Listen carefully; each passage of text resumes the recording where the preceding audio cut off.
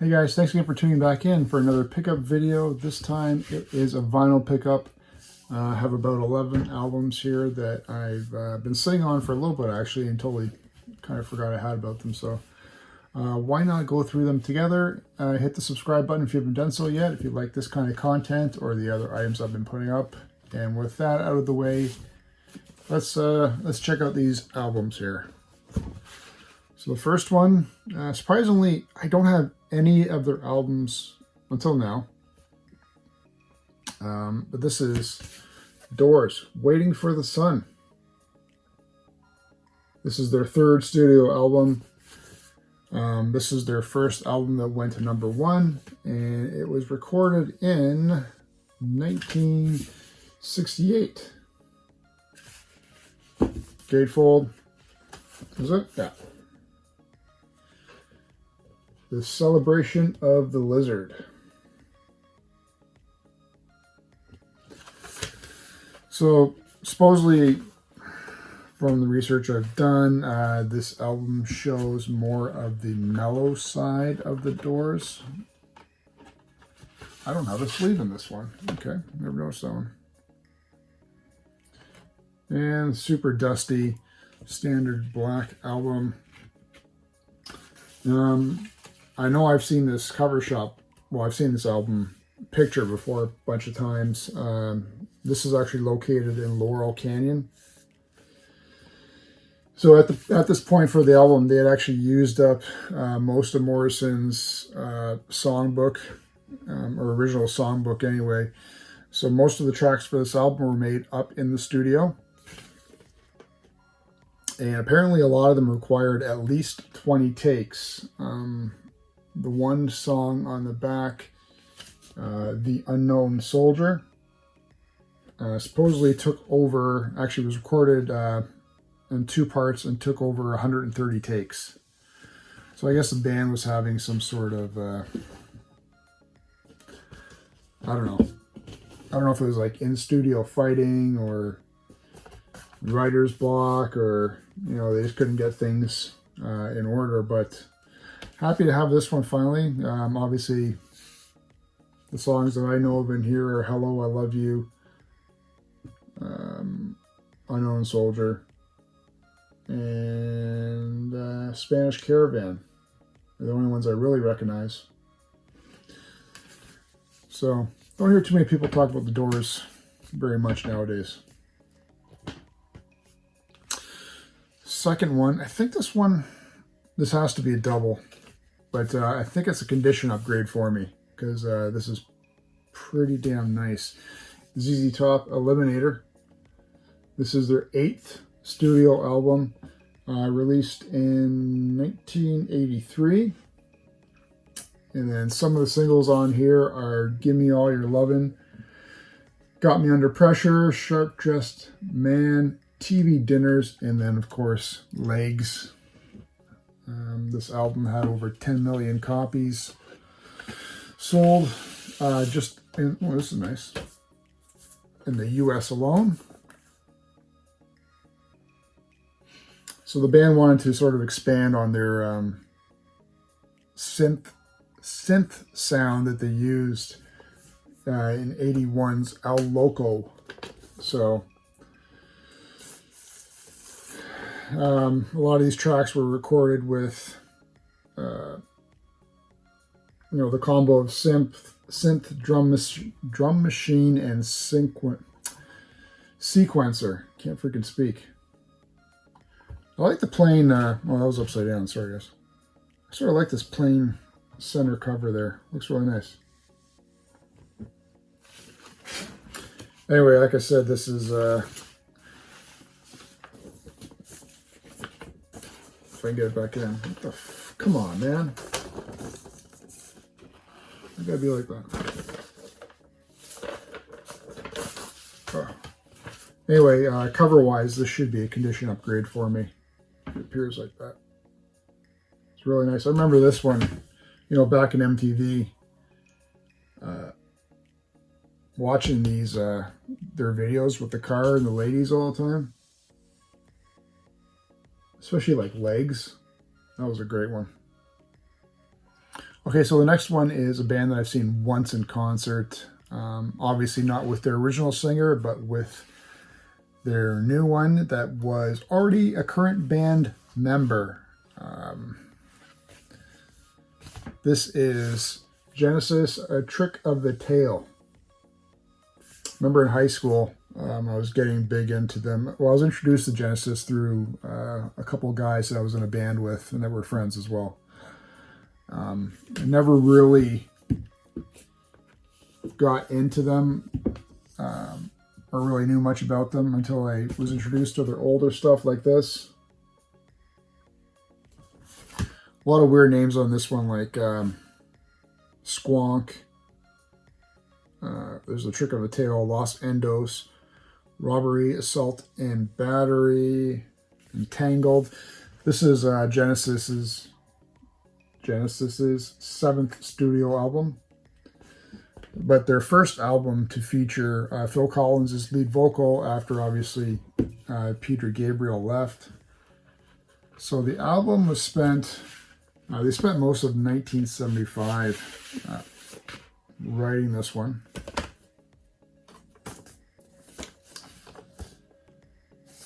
Writing, and then they were also listening to audition tapes for a new frontman, and you know, just weren't really having much luck. So they went to the studio. This is nice. Atco. So they went to the studio in October without a lead vocalist, and they persuaded Phil Collins to sing on the song Squonk, and they just liked how much or how well he sounded, and then, you know, the rest, as they say, is history.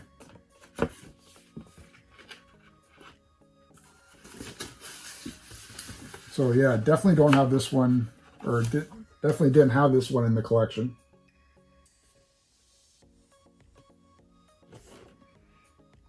It's different. I prefer, as much as I like having, like, you know, band pictures or, you know, stuff of what the band is doing on tour, I kind of like it when they've got the words on the front here or on the inside like this, as opposed to, you know, on the sleeve, or it's more smaller. This could be more spread out, and then you've got, you know, pictures that sort of have some sort of meaning to the actual song.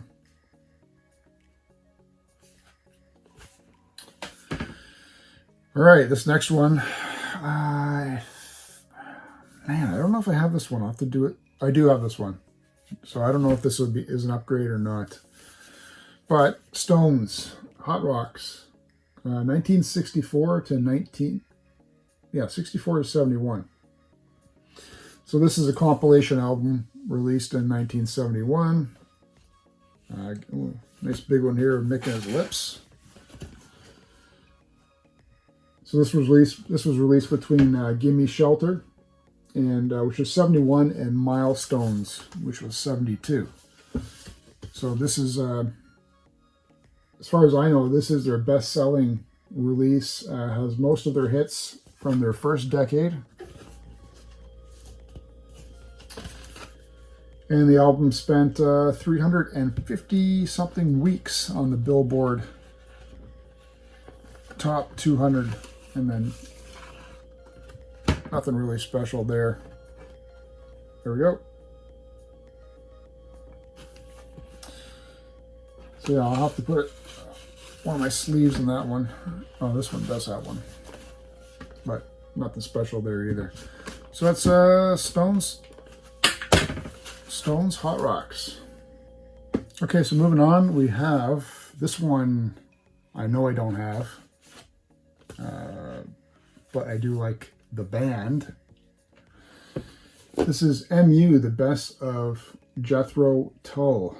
I don't know how well you can see that with the lighting and how light everything is. Released in 76. So this spans the years of 69 and 75. And supposedly, I don't know what this MU is, so I had to look it up. Supposedly it stands for Musicians Union.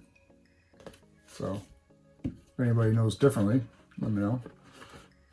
Looks like there's some stuff in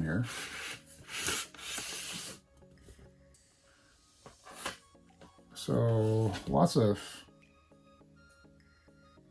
So it's just a compilation of songs from different albums, like Aqualung's on here, Thick as a Brick, Bungle in the Jungle. And those are all three from 3 different albums, just to give you an example. But I don't know what this is.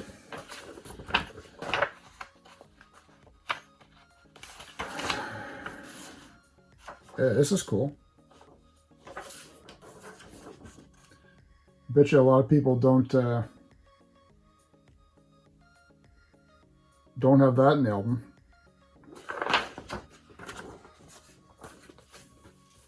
Or that's missing. And Jesus, this album's super thick.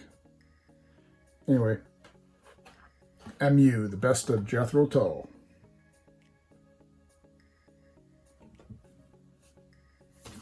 Cool. I gotta get into the process of getting rid of these older ones too.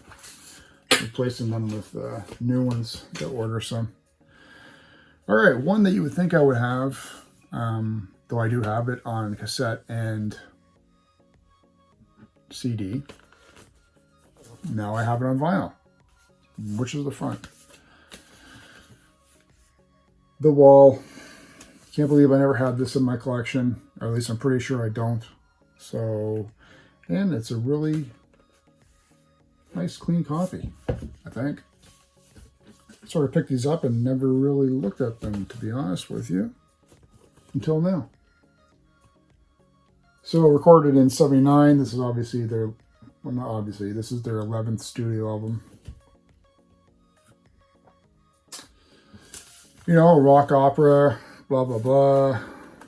I believe the main character is called Pink, a jaded rock star who's self-imposed,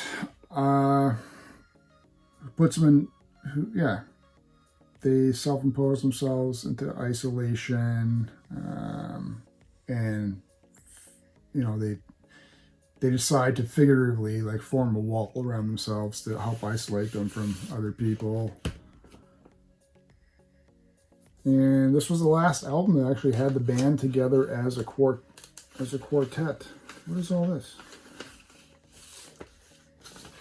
Sleeve within a sleeve? Oh, that's neat. They're both different. Okay. So that's the first one.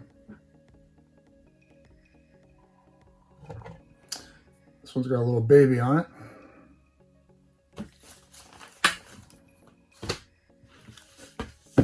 And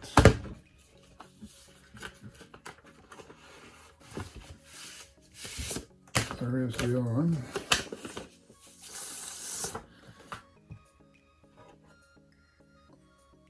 It's got some little fire character. And then somebody there.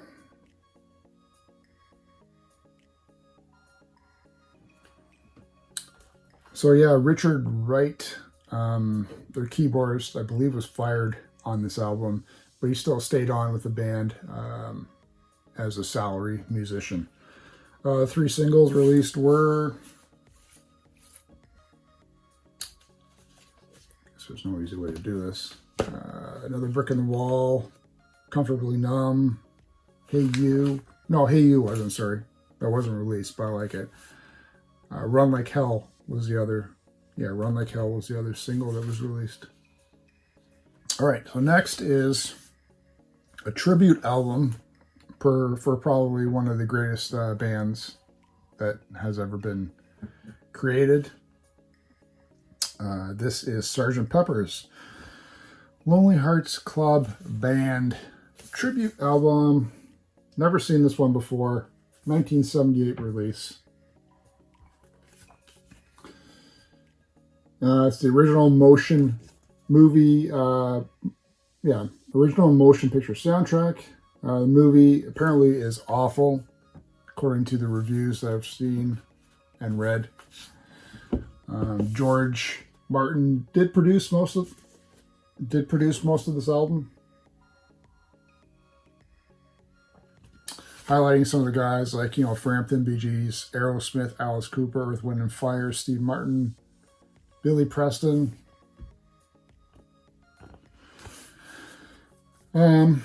So the album made history as being the first record to return platinum, which means that over 4 million copies were actually taken off the shelves and returned to distributors as opposed to being ordered by distributors. So, kind of interesting. There's the sleeve there.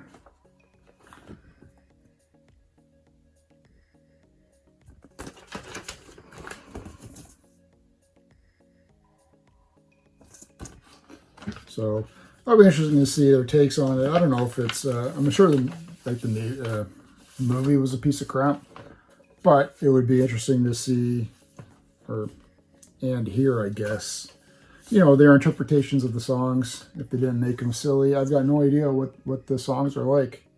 If they're just straight up covers, then that's something that I'd be interested in hearing.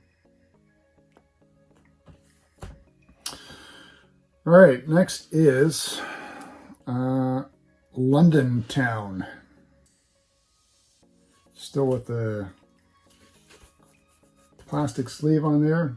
This is the 6th album that's released by Wings in 1978. I like the different covers there. I wonder what this one is.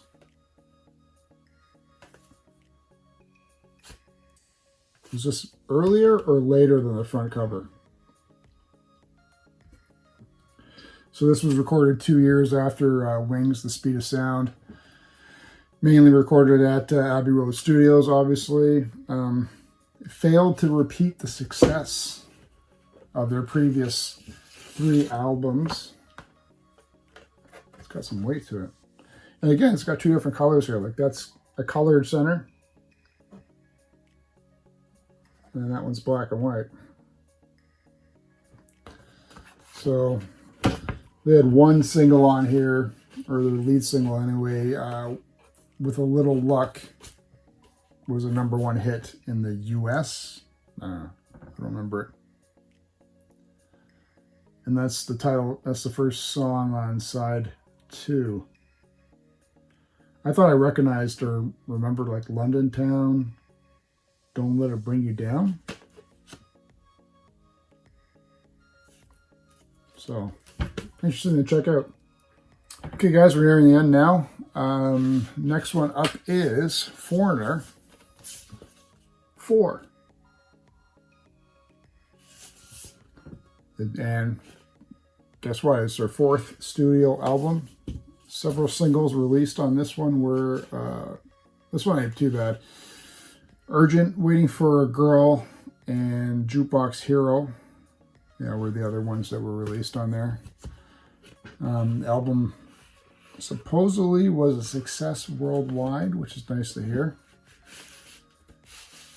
And it was on the #1 chart for Billboard for 10 weeks. Yep. So aside from that, I don't know much about it. I know I definitely don't have it. And supposedly the 4 was also to represent that the band was also down to 4 members of the group. And this was their shift, apparently, from hard rock to more mainstream style of music, though I'm not that familiar with Foreigner, so especially with their earlier albums, so I'd have to see for that myself. All right, down to the final 2, guys. This one, yeah, I'm pretty sure I have this one as well. I don't know if it was an upgrade or not, so that's just sort of why I picked it up. I really need to catalog my records better in terms of, what exactly they look like and what needs to be upgraded on them. Anyway, great band. Pretty hot lead singer for back in the day. Blondie, Parallel Lines. third album of the group, released in 1978. Reached #1 in the UK and was the band's breakthrough album in the US. Recorded in less than 6 weeks.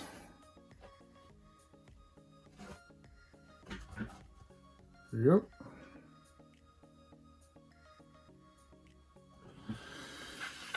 So the singles on this one were Picture This, Hanging in the Telephone. This doesn't even have a sleeve. I need to do that. Oh, it kills me. And Heart of Glass, which became their first #1 hit in the US. There you go. A little bit of Deborah Harry action there. Well, I've always loved it when you got like a girl in the front and you got the guy band members in the back and you actually look at the band members. Look at this guy. What's wrong with him? It's always got to be like the one goofy one, right? All right, finally, this one I didn't have. Do I know much about them? Not really. Just the songs that were like hits on the radio, right? And I don't think I have this one. Ariel Speedwagon, High Infidelity. This is their 9th album that was released in 1980. And supposedly, from what I found out, this was the biggest selling rock album of 81. I don't... Let's take a look at the songs here. Don't Let 'Em Go. Okay, Keep On Loving You was good. Follow My Heart was good. Take It on the Run was excellent. Maybe Someone Tonight? I don't know. The singles were Take It on the Run, Keep On Loving You, and Don't Let 'Em Go. But I really only recognize the first 2 there. Anything special with the sleeve? No. Album-wise? Nope.